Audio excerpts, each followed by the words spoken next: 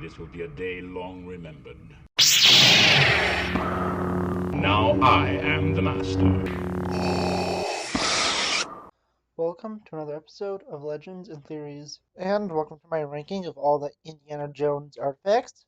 I'm actually going to have two of these. One of them is going to be my personal ranking, which we're watching now, and out in about half an hour, there will be my ranking of the 5 titular artifacts by power, since those actually do have mainly mystical powers.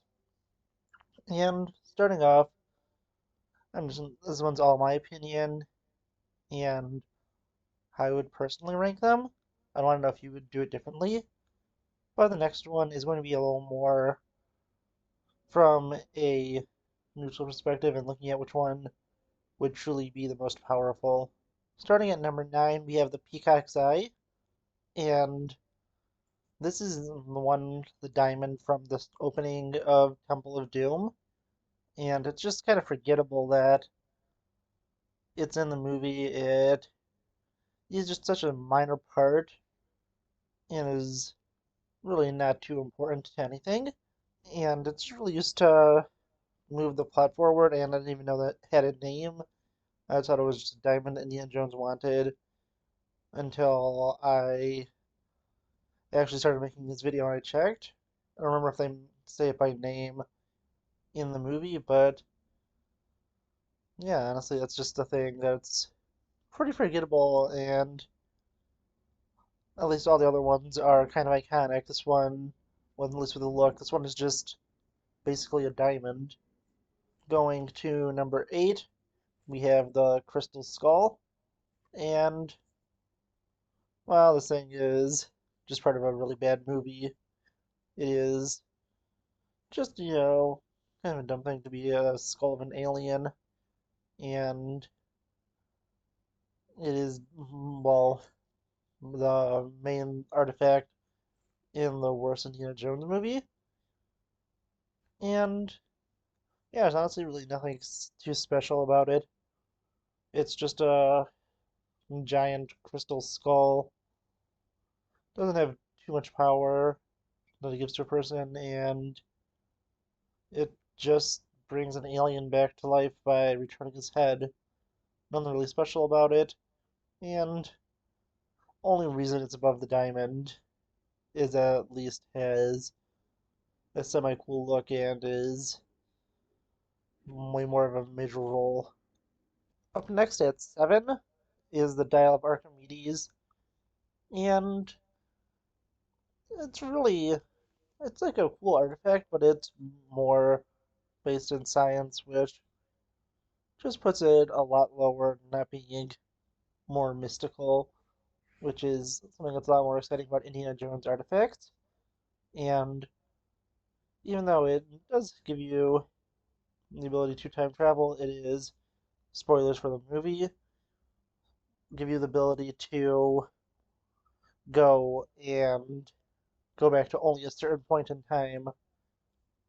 And although it is pretty useful and does look cool, I think that it's just not as iconic as the rest of the artifacts that will be on this list, and it just doesn't have that mystical factor which keeps it this low, but it's not only better than the Crystal Skull, which is, it's just ridiculous. At number 6 is the Sankara Stones, and they're part of Temple of Doom, and although that's the weakest, in my opinion, at least of the original trilogy, and it's not because it's scary or anything, it's just, well, as you'll see with some of the later entries, the artifacts are a lot better, and it just has, I feel like, just the weakest plot of the 3 original films, but so these stones are cool. They just a sort of in question about how powerful they are, but they're also more of a back part of the plot than the other artifacts, where Indy's able to find these, well, both pretty quickly and just has to find a way to get them from the villain Mola Ram. And yeah, honestly, it's just that these, they have a a good look. They're not as iconic looking as some of the other ones I'm going to be mentioning later. They are from a movie that's superior than the other ones, which gives little points, and it also has mystical powers.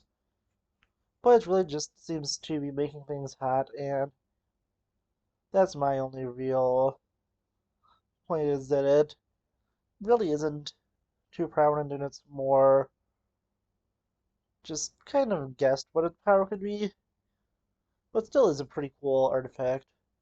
At number 5 is the Staff of Ra, and I was originally not sure if I was going to be including it on this list since I feel like it might be pushing the limit to this kind of artifact, and when I started thinking about it, it did make more sense, and nothing wanted to include it, and it's a artifact that just helps you find the location of the Ark of the Covenant, and that's cool. It also is involved in some cool scenes, but I think it's just, well, it's not iconic as the other ones, and although it is really cool and has some incredible scenes attached to it, I don't think I could really rank it any higher, but still it is a really cool thing. Going into just outside the top 5, at number 4, we have the Cross of Concordo. I probably said that extremely wrong, but I think this cross is really cool. And I'm ranking above everything else because of the history it has with Indiana Jones and how he originally tried to stop the robbery of this when he was a kid. And after that was foiled, he was able to eventually get it back as an adult and bring it to the museum to be preserved. It is just a really nice little story with it. And even though it doesn't have any mystical powers or anything, I really like it because of its importance to Indiana Jones and just how really iconic it is to the opening of Last Crusade and is involved in some pretty great stuff. And yeah, honestly, I think that is pretty interesting and I'll definitely put it up here. But I could see people putting this lower because they may not think it's as iconic, but there is a good amount of people who say Last Crusade is the best. Personally, I'm not one of them, and I'll be doing that in a completely different video. But still, I think that it is still really great and deserves to be up here. Moving into the top 3, I place the Fertility Idol here, and well, this is just probably one of the most iconic artifacts to exist, and even though we see it for only a short amount of time, it's part of one of the most iconic openings to a movie ever. It is just really iconic, and even if I didn't show an image of it, I'm sure you would see it in your head, and Indy taking it from the temple and causing it to collapse, and everything that's just so iconic that happens after it.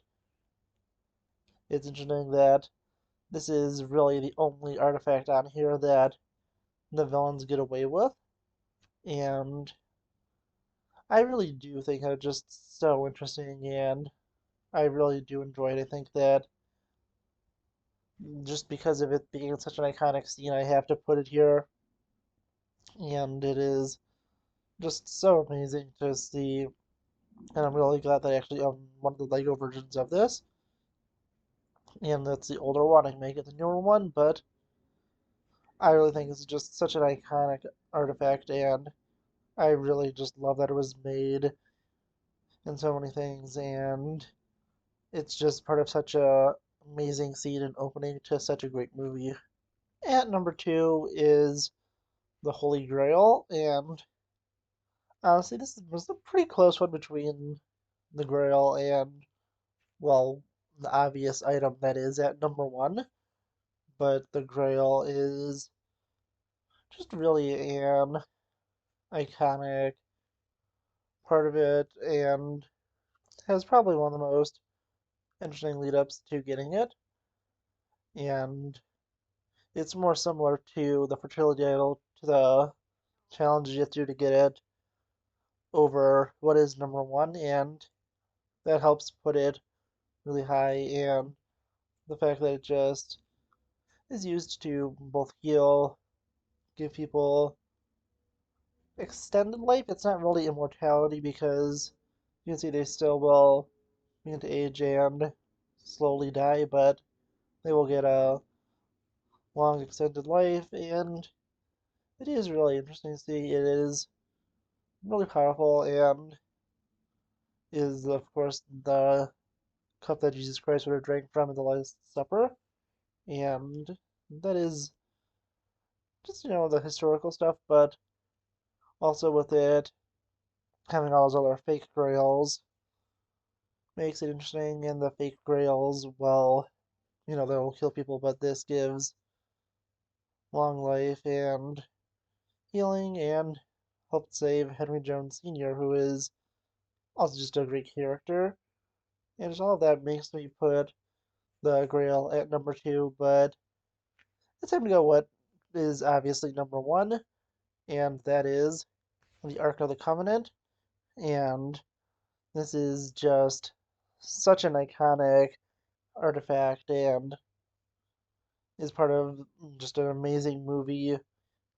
Although it is, just kind of buried underground, it is the one that could cause the most destruction and has the most, insanely awesome destruction of the villains when they open it.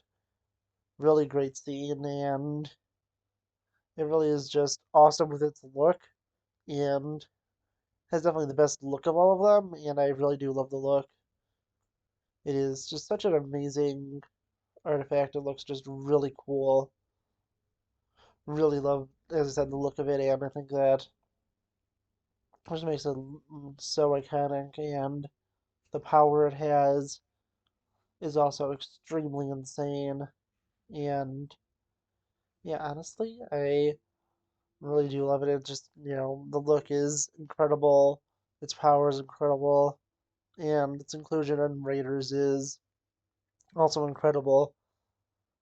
I think that these two, between the Grail and the Ark, can be switched, but I think that between the two of them, those just have to take the top two spots. They're just incredible artifacts. And yeah, honestly, I want to know what you think. Please let me know in the comments. And I'll see you all in the next episode of Legends and Theories. Thank you for watching this episode of Legends and Theories. Please subscribe, like the video, share the video, leave a comment, check out the video on screen, and may the Force be with you.